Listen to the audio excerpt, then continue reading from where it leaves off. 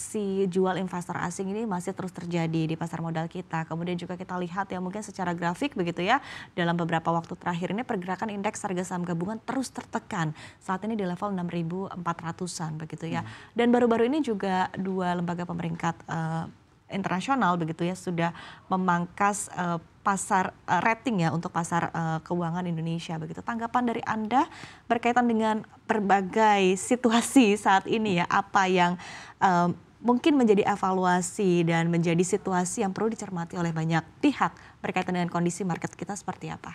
Ya baik, terima kasih Mbak. Jadi memang sebagaimana kita juga cermati bahwa memang perkembangan pasar sangat dinamis Mbak ya, artinya sudah terjadi koreksi cukup dalam juga gitu ya. Apalagi salah satunya didorong juga oleh penurunan peringkat ya dari dua lembaga keuangan besar ya, dari Morgan Stanley maupun juga dari Goldman Sachs gitu ya. Sehingga akan hal ini mendorong adanya dana outflow ya dari Indonesia gitu kan ya, keluar, kemudian berdampak juga tadi terhadap pelemahan rupiah juga gitu ya.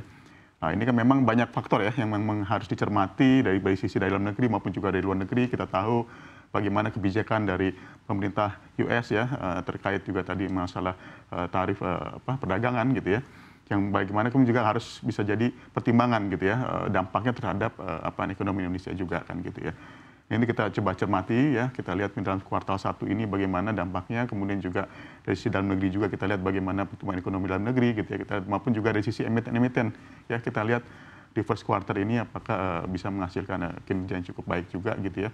Dan banyak faktor ya, salah satu juga nanti ke depan ada hari raya libur juga gitu ya, sehingga ini menyebabkan investor juga akan menjadi wait and see, melihat perkembangan sampai nanti kemudian mungkin sudah mulai ada tanda-tanda yang lebih jelas lagi di kuartal kedua. Oke baik, tapi mungkin apa yang dibutuhkan ya oleh market kita ya untuk bisa memboost mungkin sentimen positif ya, karena kita ketahui juga dalam beberapa waktu terakhir sentimen wait and see ini masih kerap terjadi begitu ya. Kemarin di sepanjang tahun 2024 wait and see lebih cenderung kepada kebijakan politik apa yang akan diambil ya oleh pemerintahan yang saat ini memimpin begitu. Kemudian juga ketika kebijakan-kebijakannya sudah keluar begitu, sudah tahu sebetulnya market itu apa saja yang akan dilakukan oleh pemerintah begitu, tapi rupanya juga masih belum ada sesuatu yang bisa memboost market kita ini, mungkin karena ada kaitannya juga dengan kondisi global ya, karena global juga masih wait and see. Tapi apa yang sebetulnya mungkin dibutuhkan oleh market saat ini ya untuk bisa memboost kinerjanya? Ya baik.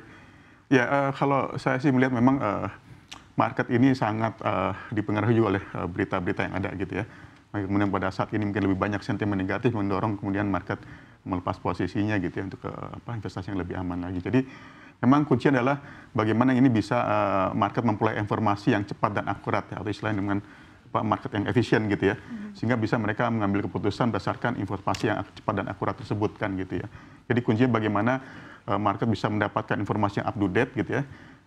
Baik tadi mungkin kalau sisi informasi global kita bisa ikuti ya berita market, tapi informasi dalam negeri mungkin dari sisi pemerintah maupun regulator yang berwenang bisa secara intens juga menyampaikan, mengkomunikasikan ya bagaimana kebijakan dan juga langkah-langkah yang diambil atas kebijakan tersebut gitu ya untuk mencapai target-targetnya, maupun juga dari sisi emiten ya. Jadi emiten juga kita dorong juga supaya mereka lebih intens juga menyampaikan perkembangan bisnisnya gitu ya, supaya orang bisa mengamati ya, mengetahui kira-kira dalam kondisi saat ini apa yang dilakukan oleh setiap perusahaan tersebut untuk kemudian ke depannya apa yang langkah-langkah yang dilakukan untuk nanti mengantisipasi hal ini. Kan. Baik, kuncinya adalah komunikasi begitu ya, baik dari pemerintah akan kebijakan-kebijakan maupun juga dari emiten sendiri begitu akan apa yang tengah dilakukan saat ini ya. Baik, kemudian kita ketahui juga bahwa berkaitan dengan hal-hal yang dapat dilakukan begitu di market kita seperti misalnya short selling begitu ya, yang sudah saat ini juga akan ditunda kembali begitu untuk pengaplikasian yang kemarin juga sempat sudah dilakukan sebelum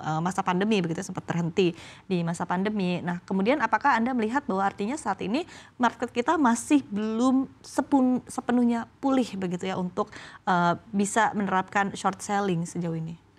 Ya, baik, terkait kebijakan short selling memang rencana akan diaplikasikan di bulan Maret ini ya, tapi kemudian kan kebijakan dari bursa untuk menunda hal tersebut gitu ya. Memang banyak pertimbangan. Satu hal mungkin memang pada saat market terdorong turun seperti saat ini ya, kalau kemudian diterapkan short selling yang memang nanti akan melihat kecenderungan bahwa dengan sentimen negatif tersebut mereka melihat trennya semakin turun, kemudian laksanakan short selling memang akan mendorong saham akan menjadi lebih turun lagi ya. Itu satu hal. Tapi memang juga perlu kita pahami juga bahwa tentunya transaksi jual beli, naik turun harga saham itu sesuatu yang wajar gitu ya, sesuatu terjadi di market gitu ya. Sehingga market juga akan melihat secara objektif juga gitu ya, bahwa pada saat tertentu harga saham akan sudah cukup rendah gitu ya, sehingga otomatis akan ada titik tertentu mereka akan dibuang kembali gitu ya. Jadi yang perlu dipertimbangkan yang lainnya adalah selain tadi kondisi market sebenarnya adalah bagaimana kesiapan dari ekosistemnya sendiri dalam melakukan transaksi short selling tersebut ya. Jadi misalnya apakah investor memiliki cukup informasi nih atas saham-saham yang akan dilakukan transaksi short selling tersebut kan gitu ya. Makanya ini yang perlu supaya investor cukup paham gitu ya. Apakah misalnya bisa dimulai dengan investor tertentu nih untuk bisa melakukan short selling seperti misalnya professional investor seperti fund manager dan lain-lain. Memang mereka sangat paham tentang emiten tersebut kan gitu ya. Jadi untuk mencegah istilahnya investor-investor yang memang hanya sebagai follower kemudian nanti membuat makin drop. Atau juga mungkin juga dipertimbangkan misalnya kesiapan dari sisi saham-saham yang available untuk digunakan sebagai short selling gitu kan. Memang ini kalau dalam nanti ada transaksi short selling cukup besar ini harus tersedia pool of fund yang memang pool of shares ya yang available untuk di lendable gitu ya. Atau juga bisa dicoba dikaji misalnya short selling secara intraday gitu ya. Nah itu juga kan nanti di setiap hari sehingga kita bisa lihat bagaimana dampaknya nih short selling ini gitu ya. Dengan transaksi dua arah short and long ini kan terhadap marketnya itu bisa kita lihat juga. Artinya menurut API apakah ini merupakan keputusan yang tepat ya untuk Bursa Efek Indonesia menunda untuk penerapan short selling pada Maret ini? Iya, tentunya tadi hal-hal yang perlu dikaji terhadap ekosistemnya ya, kesiapan ekosistem gitu ya. Artinya kalau kita lihat transaksi short selling luar negeri sudah dilakukan gitu ya. Dalam kondisi market turun pun tetap ada short selling. Tapi kan bagaimana ekosistem ini sudah ready gitu ya untuk tadi menyikapi perkembangan market. Kemudian nanti juga yang penting adalah misalnya short selling ini dilakukan terhadap saham-saham memang punya likuiditas tinggi gitu ya. Gitu. Jadi sehingga otomatis meskipun itu di short tapi karena memang ada likuiditas mereka akan juga bisa recover lagi, rebound lagi gitu ya pada saat nanti memang kondisi market membaik. Jadi itu sangat penting yang harus diperhatikan dalam melakukan penerapan transaksi short selling tersebut. Oke, baik. Kita ketahui bahwa sama seperti long begitu posisi long, tapi posisi short ini juga ada resiko-resiko tersendiri yang memang harus dipahami oleh para pelaku pasar begitu ya. Dengan kondisi market yang saat ini dalam tren penurunan, apakah ada resiko yang berlebih begitu ketika short selling ini diterapkan dalam kondisi saat ini? Ya, tentunya short selling ini akan beresiko apabila diterapkan terhadap saham-saham yang kurang memiliki kedalaman pasar atau free float yang cukup gitu ya, yang kurang memiliki likuiditas yang cukup gitu ya, sehingga otomatis tadi apabila itu diterapkan kemudian sedang turun, kalau mereka tidak punya likuiditas yang cukup, otomatis tidak langsung bisa recover lagi gitu ya.